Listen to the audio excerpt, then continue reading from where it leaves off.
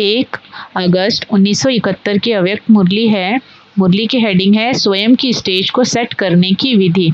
स्वयं की स्टेज को सेट करने की विधि। बाबा ने कहा आज समाप्ति का दिन है, वह समर्पण होने का दिन है।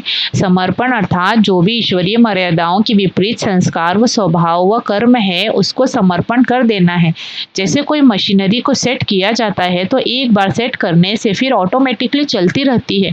इस रीति से भट्टी में भी अपनी संपूर्ण स्टेज व बाप के समान स्टेज व कर्मातीत स्थिति की स्टेज के सेट को ऐसा सेट किया है जो कि फिर संकल्प शब्द व कर्म उसी सेटिंग के प्रमाण ऑटोमेटिकली चलते ही रहे।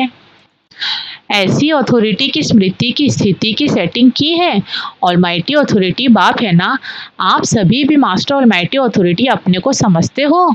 जो ऑलमाइटी अथॉरिटी की स्टेज को एक बार सेट कर देते हैं वो कभी भी ऐसे सोचेंगे नहीं, वो कहेंगे नहीं, वो करेंगे नहीं, जो कि कमजोरी के लक्षण होते हैं।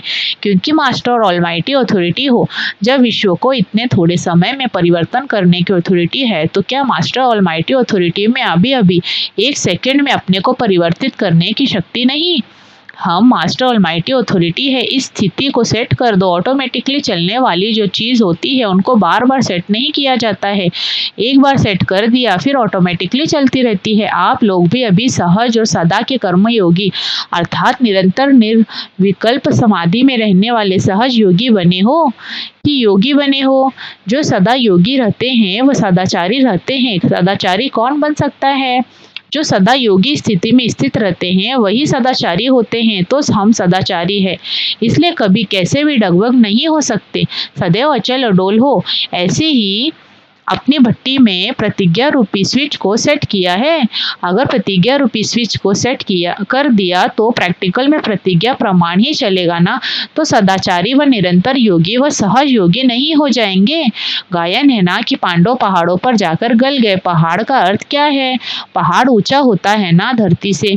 तो पांडव धरती अर्थात नीचे की स्टेज को छोड़कर जब ऊंची स्टेज पर जाते हैं तो अपने पास्ट के व ईश्वरीय मर्यादाओं के विपरीत जो संस्कार स्वभाव संकल्प कर्म व शब्द जो भी है उसमें अपने को मर्जीवा बनाया अर्थात गल गए। तो आप भी धरती से ऊंचे चले गए थे ना। पूरे गल कर आए हो, कुछ रख कर आए हो। अपने में 100% 100% निश्चय बुद्धि है तो उनकी कभी हार नहीं हो सकती। एक चाहिए हिम्मत, दूसरा फिर हिम्मत के साथ साथ उल्लास भी चाहिए। अगर हिम्मत और उल्लास नहीं तो भी प्रैक्टिकल में शो नहीं हो सकता। इसलिए दोनों साथ साथ चाहिए। एक अंतर्मुक्ता और दूसरी बाहर से शो करने वाली हर्षित मुक्ता वो अवस्था है।